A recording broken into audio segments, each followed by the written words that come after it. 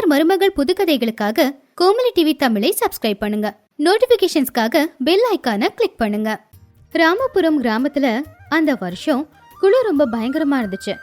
காலையில 10 மணி ஆனாலும் சூரியகாந்த கட்டில விட்டு இறங்கல. 4 போர்வையை இழுத்து போத்திக்கிட்டு அவங்க படுத்துக்கிட்டு இருந்தாங்க. அப்பதான் வெளியில இருந்து ராமராவ் உள்ள வந்தாரு.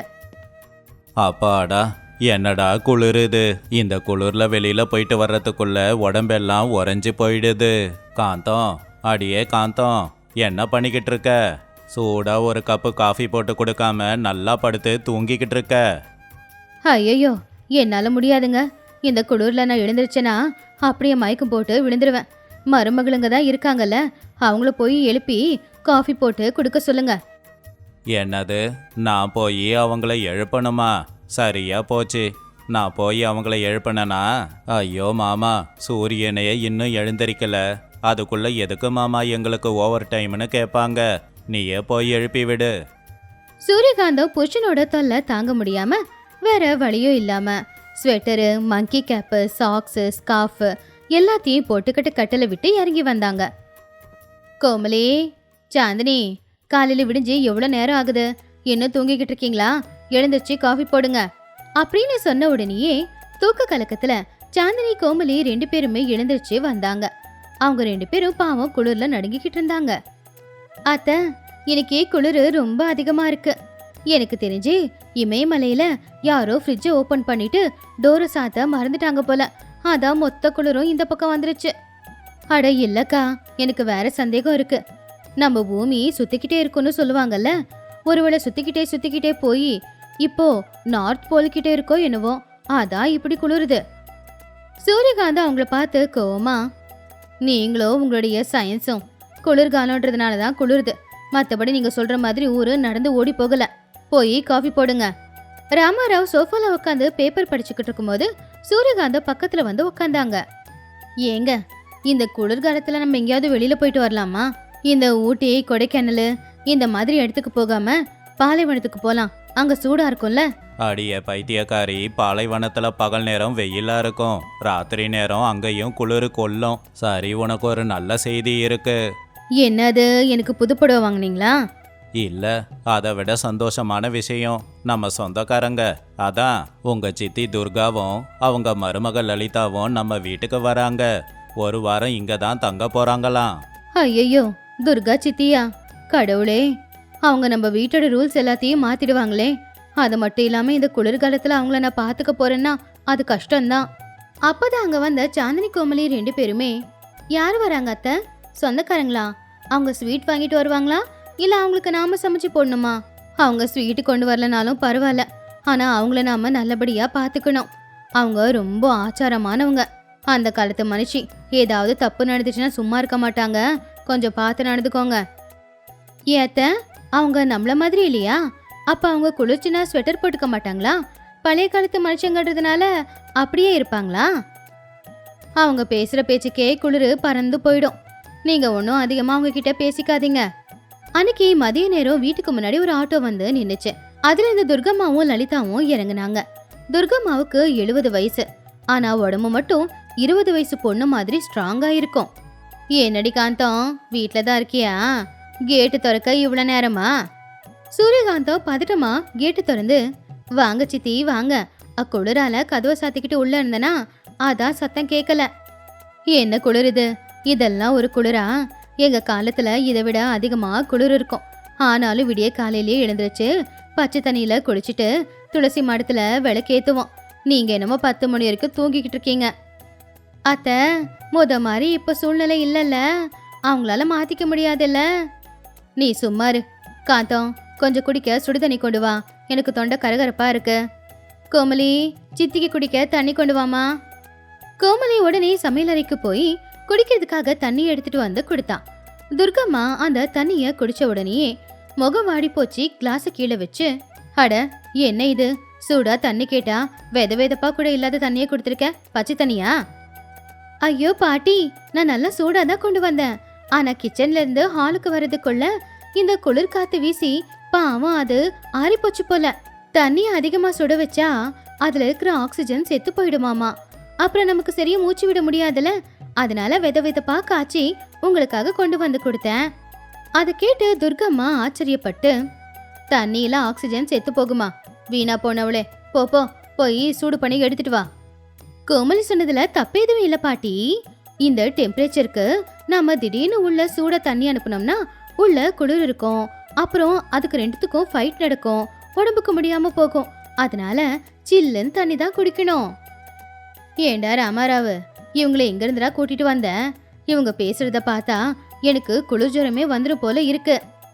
ஐயோ அவங்க சின்ன பசங்க அத்தை, அதனால நீங்க பெருசா எடுத்துக்காதீங்க. காந்தம் நீ போய் கொண்டு வா. அன்னைக்கு சாயந்தரம் நேரமாச்சு, குளிரும் அதிகமாச்சு. துர்கம்மா நடுங்க ஆரம்பிச்சிட்டாங்க. ஏண்டி காந்தம், வீட்ல ஹீட்டர் இல்லையா? சரி குளிருக்கு நெருப்பாவது மூட்டலாம்ல, காலெல்லாம் இடுக்குது.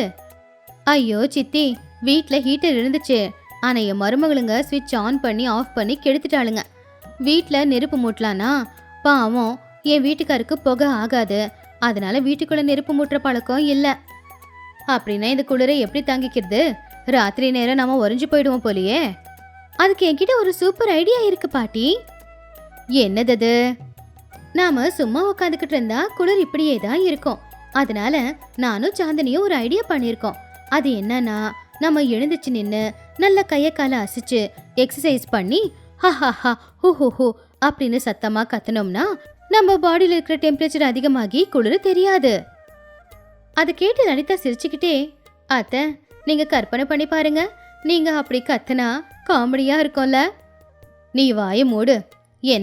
என்ன வச்சே சர்க்கஸ் ஆட்டம் காட்ட பாக்குறீங்களா? எனக்கு பசிக்குது, போய் சமையல் பண்ணுங்க. கோமலி, சாந்தினி, இன்னைக்கு என்ன ஸ்பெஷல் சமையல் பண்ணிருக்கீங்க?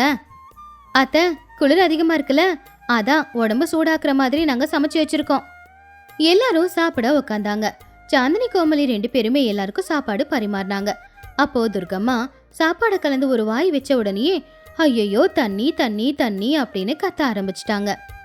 என்னங்க அத்தை, என்னாச்சு? ஐயோ காரம் காரம் காரம் தாங்க முடியலையே. குழம்புல மிளகாத்தூளை போட்டிங்களா? மிளகாத்தூள குழம்பு போட்டிங்களா?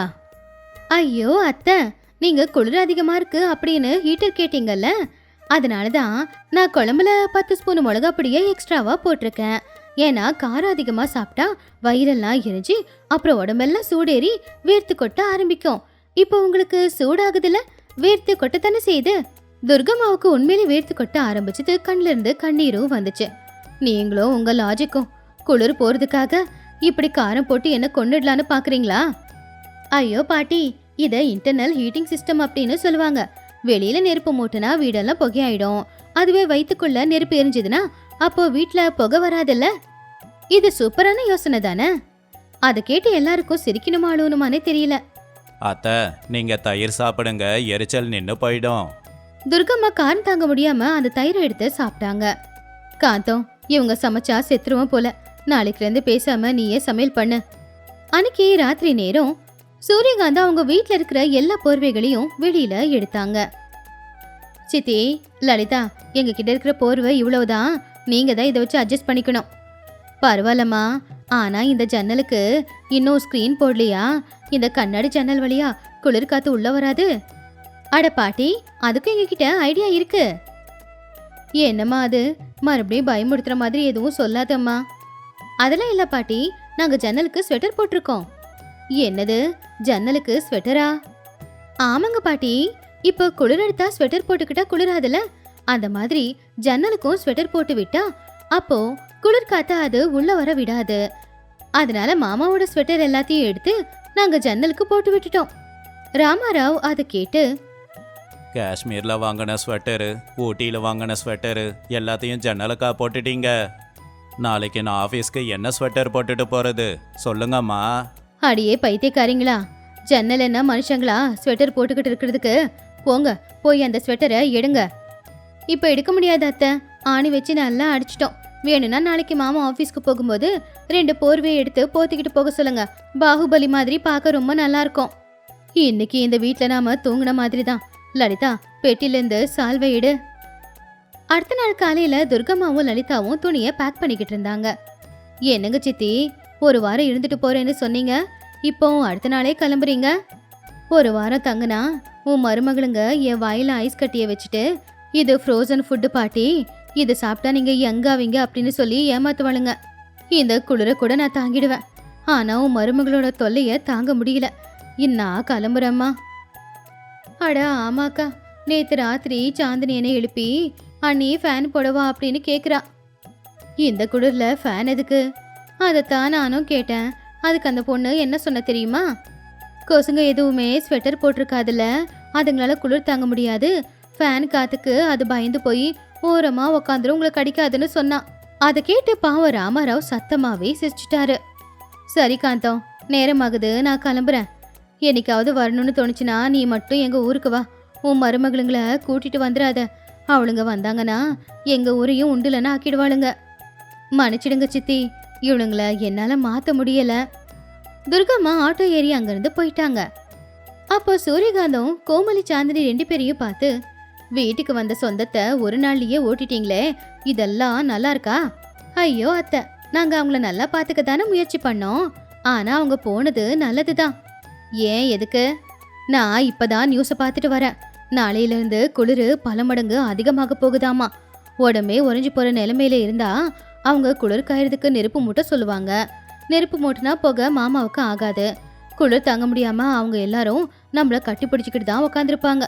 நாமளும் அவங்களுக்காக பக்கத்திலே உக்காந்துருக்க வேண்டியிருக்கோம். அடியே டியூப் லைட்டுங்களா, உங்ககிட்ட பேசுறதை விட அமைதியா போய் உக்காந்துக்கலாம் போல. அப்போவாது கொஞ்சம் நிம்மதியா இருக்கும். அட விடு காந்தம், வந்தவங்க போயிட்டாங்க. ஆனா நம்ம மருமகளுங்க இருக்கிற வரைக்கும் நம்மள நல்லா சிரிக்க வைக்க போறாங்க. சிரிச்சா கூட உடம்புல டெம்பரேச்சர் ஏறுமா. அதை கேட்டு எல்லாருமே சிரிச்சாங்க. ராமாபுரத்துல குளிர் அப்படியே இருந்தாலும் சூரியகாந்தத்தோட வீடு கதகதப்பா இருந்துச்சு. இது இன்னைக்கான கதை. இன்னொரு நல்ல கதையோட சந்திக்கிற வரைக்கும் நன்றி, வணக்கம்.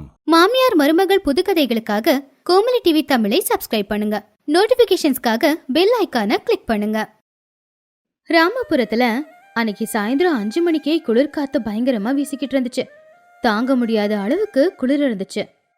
ஊர்ல இருக்கிற எல்லாருமே மங்கி கேப்போ ஸ்வெட்டர் போட்டுக்காம வீட்டை விட்டு வெளியில வர்றதே கிடையாது. அந்த நேரத்துல சூரியகாந்தமும் கோமலியும் நல்ல திக்கா இருக்கிற ஷால்வைய போத்திக்கிட்டு பக்கத்துல இருக்கிற மார்க்கெட்டுக்கு கிளம்புனாங்க. அந்த குளிர்ல 2 பேரும் எப்படியோ கஷ்டப்பட்டு அந்த சந்தைக்கு வந்து சேர்ந்தாங்க. ஹபா பாபா, என்ன குளிரோ என்னவோ. அந்த தக்காளி பாரு, நல்லா ஃப்ரிட்ஜில் வச்ச மாதிரி சில்லுன்னு இருக்கு. காய்கறியை தொட்டு பார்த்து எடுக்க கூட எனக்கு கஷ்டமா இருக்கு. கையெல்லாம் ஐஸ் கட்டி மாதிரி இருக்கு. ஆமாத்த, இந்த குளிர்ல காய்கறி எல்லாம் ஃப்ரிட்ஜில் வச்ச மாதிரி தான் இருக்கு. அதான் இன்னைக்கு காரசாரமா ஏதாவது சமைச்சு சாப்பிடலாம். காரசாரமாவா? ஏதோ ஒன்று செய், சீக்கிரமா வீட்டுக்கு போலாம். காலெல்லாம் மறுத்து போகுது. அப்போ காய்கறி கடை சுப்பையா இரும்பிக்கிட்டே அவங்க பக்கத்துல வந்து, வாங்க சூரியகாந்தம்மா, ஃப்ரெஷ்ஷா கத்திரிக்காய் வந்திருக்கு, வாங்கிக்கோங்க. ஃப்ரெஷ்ஷாவா? குளிர்ல நல்லா வாடி போய் கிடக்கு. சரி, கிலோ எவ்வளவு? 50 ரூபாம்மா, குளிர்ல விலை அதிகமாயிடுச்சு. 50 ரூபாவா? தங்கத்தோட விலையா சொல்லிக்கிட்டு இருக்க? குளிர்காலத்துல காய்கறி விலை ஏறுமா? இது என்ன புது கதை? எதுக்கத்த சண்டை? என்ன வேணுமோ வாங்கிக்கிட்டு சீக்கிரம் வீட்டுக்கு போகலாம். குளிர் தாங்க முடியல அப்படின்னு சொல்லி தேவையான காய்கறி வாங்கிட்டு வீட்டுக்கு போய்கிட்டு இருக்கும்போது எதிர்க்க பக்கத்து வீட்டு சாந்தம்மா வந்தா. சாந்தம்மா ஒரு போர்வைய சால்வ மாதிரி போத்திக்கிட்டு இருந்தாங்க. என்ன காந்தம், குளிர்ல வெளியில வந்திருக்க? இது பெரிய சாகசம்தான். பசி எடுத்தா குளிரெல்லாம் பார்க்க முடியுமா? காய்கறி வாங்க வந்துதானே ஆகணும். ஆனா நீ என்ன ஏதோ பெட்ஷீட் போத்திக்கிட்டு வந்திருக்க? அதுவா, குளிர் தாங்க முடியாம தான் இந்த போர்வைய போத்திக்கிட்டு இருக்கேன். குளிர்ல சமைக்க முடியாதுன்னு சொல்லிட்டேன். அதான் ஹோட்டல்ல இருந்து ஆர்டர் பண்ணிருக்கோம். உங்க வீட்டுல என்ன ஸ்பெஷலு? இன்னைக்கு எங்க வீட்டுல ரூஃப் டாப் டின்னர் ஆண்டி. மாடியில சமைச்சு சாப்பிட போறோம். மாடியிலையா? இந்த குளிர்லையா? உங்களுக்கு என்ன இந்த குளிர்ல பைத்தியம் பிடிச்சிருக்கா? என் மருமகளுக்கு கொஞ்சம் பைத்தியம் முத்தி தான் போயிருக்கு. பட்டணத்துல இப்படி செய்யறாங்களாம், அதை அவளும் செய்யணும்னு சொன்னான். பார்த்து, அடிக்கிற காத்துல பறந்து போயிட போற. அதுக்கப்புறம் நாளைக்கு நியூஸ் பேப்பர்ல உன்னோட போட்டோ தான் வரும். வாயை மூட்ரி. அப்படி நான் பறந்து போனாலும் உன் வீட்டு மேலதான் விழுந்து உன் வீட்டை இடிச்சு தள்ளிடுவேன். வா கோமலி அப்படின்னு சொல்லி சூரியகாந்தம் சிரிச்சுக்கிட்டே அங்கிருந்து போயிட்டாங்க. கோமலி சிரிச்சுக்கிட்டே பின்னாடி போனா. வீட்டுக்கு வந்ததுமே கோமலி பரபரப்பா மாறினா. ராஜேஷ் ராமாராவ் 2 பேருமே ஹால்ல உட்காந்து டிவி பார்த்துக்கிட்டு இருந்தாங்க. மாமா, ஏங்க எழுந்துறீங்க, வேலையை ஸ்டார்ட் பண்ணுங்க. எல்லா பொருளையும் மாடிக்கு கொண்டு போங்க. என்னது, உண்மையாவே மாடிக்கு போக போறோமா? நான் ஏதோ கிண்டலுக்கு சொன்னீங்கன்னு நினைச்சேன். அப்பா, கோமலி ஒரு தடவை முடிவு பண்ணிட்டானா அந்த முடிவை மாத்திக்கவே மாட்டா. வாங்க, நாம 2 பேரும் சீக்கிரமா மாடிக்கு போலாம். எல்லாரும் ஒண்ணா சேர்ந்து சமைக்கிறதுக்கு தேவையான அரிசி, பருப்பு, எண்ணெய், பாத்திரம், gas stove, gas cylinder, camera, selfie stick எல்லாத்தையுமே மாடிக்கு கொண்டு வந்தாங்க. ஆனா சூரியகாந்த் அவங்க சேரும் போர்வையும் கொண்டு வந்தாங்க. அட கடவுளே, ஒருவேளை சாப்பாட்டுக்கு இவ்வளவு கஷ்டப்படணுமா? சமையல் அறையில சமைச்சு ஹால்ல உட்காந்து நிம்மதியா சாப்பிட்டுருக்கலாம். என்னத்த நீங்க இந்த குளிர்காலத்துல மொட்டை மாடியில சமைச்சு சாப்பிடுறது ஒரு நல்ல எக்ஸ்பீரியன்ஸா இருக்கும்ல. அதோட கிக்கே தனிதான். மொட்டை மாடியில குளிர் ரொம்ப அதிகமா இருந்துச்சு. காத்தும் வேகமா வீசிக்கிட்டு இருந்துச்சு. மரத்துல இருக்கிற இலைங்க எல்லாம் உதிர்ந்துகிட்டு இருந்துச்சு. சூரியகாந்தம் கொண்டு வந்த போர்வைய 4 பக்கமும் கட்டி ஒரு ரூமுக்குள்ள உட்காந்துக்கிட்டு இருக்கிற மாதிரி நல்லா உட்காந்துக்கிட்டு இருந்தாங்க. இந்த பக்கம் ராமாராவ் கேப் போட்டுக்கிட்டு இருந்தாரு. ஓகே, இப்போ ஃபர்ஸ்ட் ஐட்டம் என்னன்னா மிளகா பஜ்ஜி. இந்த குளிருக்கு நல்லா இருக்கும். ஏங்க வீடியோ எடுக்கிறீங்கல்ல? ஆன் பண்ணிட்டேன் Komali. Action. Hello friends, welcome to Komali's kitchen. இன்னைக்கு நம்ம ரெகுலரா சமைக்கிற மாதிரி சமைக்க போறதில்ல. இன்னைக்கு இந்த குளிர்ல மொட்டை மாடியில சுட சுட மிளகா பஜ்ஜி செய்ய போறோம். அங்க பாத்தீங்களா எங்க அத்தைய எவ்வளோ அழகா உட்காந்துக்கிட்டு இருக்காங்க. கோமலி, என்ன வீடியோ எடுத்த? உனக்கு ஒன்னே போட்டுடுவேன். சீக்கிரமா அந்த பஜ்ஜிய சுட்டு கொடு, என்னால குளிர் தாங்க முடியல. இதோ ஒரு நிமிஷம் அத்தை அப்படின்னு கோமலி பஜ்ஜிய தயார் பண்ண ஆரம்பிச்சா. ஆனா மொட்டை மாடியில அடிக்கிற காத்துல ஸ்டவ் சரியா எரிய கூட மாட்டேங்குது. 1 மணி நேரம் ஆனாலும் கூட ஸ்டவ் மேல வச்சிருக்கிற எண்ணெய் கொஞ்சம் கூட சூடே ஆகல. ஏம்மா கோமலி, அந்த பஜ்ஜிய ராத்திரிக்குள்ள சுடுவியா இல்ல சூரியன் வரணுமா? என் பசியே செத்து போயிடும் போல இருக்குமா. மாமா, இந்த காத்துக்கு அடுப்பு எரிய மாட்டேங்குது. ஒரு நிமிஷம் இருங்க. ஏங்க, ஒரு பெரிய கொடை எடுத்துட்டு வாங்க. காத்து வராத மாதிரி குறுக்க பிடிச்சுக்கோங்க. கொடையா? ஆனா மழை பெய்யலையே. காத்த தடுத்து நிப்பாட்ட போங்க. ராஜேஷ் உடனே கீழே போய் ஒரு பெரிய கொடை கொண்டு வந்துட்டு காத்து வராத மாதிரி தடுத்து வச்சான். இன்னொரு பக்கம் ராமாராவ் ஒரு பெரிய போர்வைய குறுக்க பிடிச்சுக்கிட்டாரு. இப்ப அடுப்பு நல்லா எரிஞ்சுது. எண்ணெயும் சூடாச்சு. கோமலி பஜ்ஜி சுட ஆரம்பிச்சா. பஜ்ஜியும் கொஞ்ச நேரத்துல ரெடி ஆயிடுச்சு. இதோ சுட சுட மிர்ச்சி பஜ்ஜி எல்லாருக்காகவும் தயார். கோமலி சுட சுட பஜ்ஜி எடுத்து ஒரு பிளேட்ல போட்டா. அப்போ சூரியகாந்தம் ஆசையா, அப்பாடா, அந்த பிளேட்டை கொஞ்சம் இங்க கொடுமா, நான் கொஞ்சம் அதை சாப்பிட்டுக்கிறேன் அப்படின்னு சூரியகாந்தம் சொல்லும் போதே திடீர்னு காத்து வேகமா வீச ஆரம்பிச்சுது. ராஜேஷோட கையில இருந்த அந்த கொடை அங்கிருந்து பறந்து போச்சு. கூடவே தட்டுல வச்சிருந்த பஜ்ஜிங்க எல்லாமே காத்துக்கு பறந்து போய் தண்ணியில விழுந்துருச்சு. சிலது தரையில மண்ணுல விழுந்துருச்சு. ஐயோ பஜ்ஜிங்க, இந்த காத்து எல்லாத்தையும் வீணாக்கிடுச்சு. இது அநியாயம். அட, இதெல்லாம் வீடியோல ரெக்கார்டா இருக்குல்ல. ஃப்ளையிங் பஜ்ஜின்னு வைக்கலாம், வீடியோ வைரல் ஆயிடும். இது ஃப்ளையிங் பஜ்ஜி இல்லடா, எனக்கு தெரிஞ்சு இது நம்ம ஃப்ரஸ்ட்ரேஷன் பஜ்ஜி. கோமலி, இன்னொரு தடவை சுட்டு கொடுமா. இந்த தடவை நான் பிளேட்டை இறுக்கமா பிடிச்சிக்கிறேன். பஜ்ஜி போடுறது ஒர்க் அவுட் ஆக மாட்டேங்குதுன்னு கோமலி தோசைக்கு ஷிஃப்ட் ஆனா. அத்தை, பஜ்ஜி தான் பறந்து போகுது. பேசாம தோசையை ஊத்திடுறேன். தோசை கல்லில் அது ஒட்டிக்கிட்டு இருக்கோம்ல, அதனால பறக்காது. ஏதோ ஒன்று செஞ்சு கொடு, என் பசி தீந்தா எனக்கு அது போதும். அதுக்குள்ள பக்கத்து வீட்டுல இருந்து சாந்தம்மாவும் சாந்தம்மாவோட வீட்டுக்காரரு 2 பேருமே மொட்டை மாடிக்கு வந்து எட்டி பார்த்தாங்க. என்ன சூரியகாந்தம், என்ன இந்த நேரத்துல மாடியில ஏதாவது யாகம் நடத்துறீங்களா? புகை வருது, கூடவே வாசமும் வருது. தியாகம் இல்ல சாந்தம்மா, இது எங்க யோகம். எங்க மருமக எங்களுக்கு சுட சுட பஜ்ஜி சுட்டு கொடுக்கறா. ஓஹோ, அந்த பஜ்ஜியோட வாசம் எங்க வீடு வரைக்கும் வருது. எனக்கு ஒரு 4 பஜ்ஜி கொடுக்குறீங்களா? இந்த குளிர்ல நானும் 4 பஜ்ஜி சாப்பிட்டுக்கிறேனே. எங்களுக்கே இங்க இல்லையா, இவளுக்கு கொடுக்கணுமா? போப்போ. ஒருவேளை காத்தடிச்சு பஜ்ஜி பறந்து வந்து உங்க மொட்டை மாடியில விழுந்துச்சுன்னா அதுக்கப்புறமா அதை பொறுக்கி சாப்பிடுங்க. ஐயோ, எதுக்கு இவ்வளவு கோவம்? சரி சரி, எப்படியும் நாளைக்கு ஹாஸ்பிட்டலுக்கு போக போற. ஆள் துணைக்கு வேணும்னா என்ன கூப்பிடு. இந்த குளிர்ல மொட்டை மாடியில சமைச்சு சாப்பிடுற நீங்கெல்லாம் ஹாஸ்பிட்டலுக்கு தான் போகணும் அப்படின்னு சொல்லி சாந்தம்மா போயிட்டாங்க. கோமலி தோசை சுட்டா. ஆனா சில்லுன்னு காத்து வீசுறதுனால தோசை கல்ல இருந்து எடுக்கும் போதே அந்த தோசை அப்படியே ஆறி போய்கிட்டு இருந்துச்சு. இது தோசை மாதிரி இல்ல, அப்படியே தவால ஒட்டிக்கிட்டு வருது. இத சாப்பிட முடியாது. அப்ப ராஜேஷ் அந்த தோசையை சாப்பிட்டு பார்த்து, அப்பா, என் பல்லு உடைஞ்சு போச்சு. இது தோசையா இல்ல சிமெண்ட் ஷீட்டா? இதை சாப்பிட வேணாம், இதை வச்சு வீடு கட்டிக்கலாம். இன்னும் போதும் உங்க ரூஃப் டாப் சமையல் எல்லாம். எனக்கு பசி தாங்க முடியல. நான் இப்பவே கீழே போறேன். வெறும் சோறை வடிச்சுக்கிட்டு அதுல ஊறுகாய போட்டாவது சாப்பிட்டுக்கிறேன். அத்த அத்த ப்ளீஸ் அத்த, லாஸ்ட் சான்ஸ். இது ரொம்ப ஈஸி, 2 நிமிஷத்துல முடிஞ்சிரும். மேகி காத்துல பறக்கவும் செய்யாது, தவால ஒட்டிக்கவும் செய்யாது, நல்ல சுட சுட இருக்கும். சரிம்மா, இது உனக்கு கடைசி சான்ஸு. சீக்கிரம் எதனா பண்ணு, பசியில உயிர் போகுது. கோமலி உடனே மேகி செய்ய ஆரம்பிச்சா. சுட சுட மேகியை செஞ்சு கப்பல போட்டு எல்லாருக்குமே சாப்பிட கொடுத்தா. அந்த குளிர்ல கையில சுட சுட மேகியை வச்சுக்கிட்டு எல்லாருமே சந்தோஷப்பட்டாங்க. அப்பாடா சூப்பர், இந்த குளிர்ல சுட சுட மேகி உண்மையிலேயே சொர்க்கத்துல இருக்கிற மாதிரி இருக்கு. பரவாயில்ல, இது நல்லாதான் இருக்கு. இதையாவது நல்லா வயிறார சாப்பிடுறேன். சரியா அதே நேரத்துல தான் ஒரு காக்கா அந்த பக்கமா பறந்து வந்துச்சு. அப்படி பறந்து வரும்போது சரியா சூரியகாந்தம் மொட்டை மாடிக்கிட்ட வந்தப்போ அது ஆயி போயிடுச்சு. அது நேரா சூரியகாந்தத்தோட கையில இருக்கிற மேகில தான் வந்து விழுந்துச்சு. அப்ப சூரியகாந்தம் சத்தமா, சீச்சி, என் மேகில ஏதோ வந்து விழுந்திருக்கு, கருப்பாவும் இருக்கு வெள்ளையாவும் இருக்கு. அப்போ ராமாராவ் டார்ச் அடிச்சு பார்த்து, காந்தம், அது பறவையோட ஆசீர்வாதம், நேச்சுரலு கார்னிஷிங்கு. கார்னிஷிங்கா? ஏங்க, இங்க பொண்டாட்டி பசியில துடிக்கிறா, கிண்டலா பண்ணிக்கிட்டு இருக்கீங்க? அடியே கோமலி, இனி உன் சமையலும் வேண்டாம், உன் சாப்பாடும் வேண்டாம், நான் போறேன். அம்மா, கடைசியில வீடியோ சூப்பரா வந்திருக்கு. அதுலயும் அந்த காக்கா வந்து போனப்போ உன் எக்ஸ்பிரஷன் இருக்கு சூப்பர்மா, வீடியோ வைரல் ஆயிடும். வாய மூடுறா, எல்லாரும் கீழே வாங்க, இல்ல உங்க எல்லாரையுமே மாடியில இருந்து கீழே தள்ளி விட்டுருவேன் அப்படின்னு சூரியகாந்தம் சொன்னதும் எல்லாரும் வேகமா மாடியில இருந்து வீட்டுக்கு போனாங்க. இப்போ மொட்டை மாடியில வேகாத பஜ்ஜிங்க, அதே மாதிரி காஞ்சி போன தோசை, காக்கா ஆய் போன மேகி அங்கேயே விட்டுட்டு போயிட்டாங்க. எல்லாரும் கீழே வந்து சுட சுட சோறு மட்டும் வடிச்சுக்கிட்டு அதுல ஊறுகாய போட்டு சாப்பிட ஆரம்பிச்சாங்க. வீடே அமைதியா இருந்துச்சு. எல்லார் முகத்திலையும் இப்பதான் ஒரு நிம்மதியும் தெரிஞ்சுது. எது எப்படி இருந்தாலும் வீட்டுக்கு நடுவுல சூடா சாப்பாடு போட்டு சாப்பிட்ற சந்தோஷமே தனிதான். அந்த மாடியில வீசுற காத்து சத்தம் என் காதுக்குள்ள கொய்யன்னு கேட்டுக்கிட்டு இருந்துச்சு.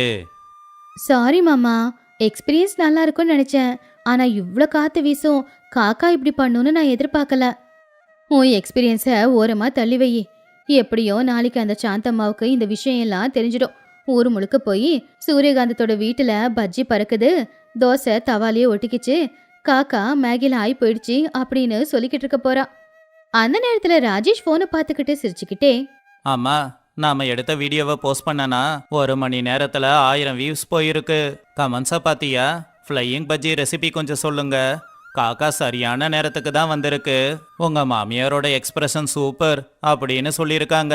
அம்மா, நாம ஃபேமஸ் ஆயிட்டோம்.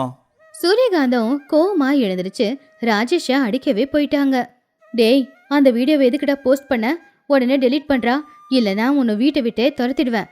இருமா, வீடியோ வைரல் ஆனா பணம் வருமா? அதை கேட்டு எல்லாருமே சத்தமா சிரிச்சாங்க. சூரியகாந்தம் தொடப்பு கட்டையை எடுத்துக்கிட்டு வீடு முழுக்க ராஜேஷ துரத்தி துரத்தி அடிக்க பார்த்தாங்க. அதை பார்த்து அந்த வீடு முழுக்க சிரிப்பு சத்தம் தான் கேட்டுச்சு. இது இன்னைக்கான கதை. இன்னொரு நல்ல கதையோட உங்க எல்லாரையும் சந்திக்கிறேன். எங்களுடைய சேனலை சப்ஸ்கிரைப் பண்ணிக்கோங்க, பெல் ஐக்கனை கிளிக் பண்ணுங்க.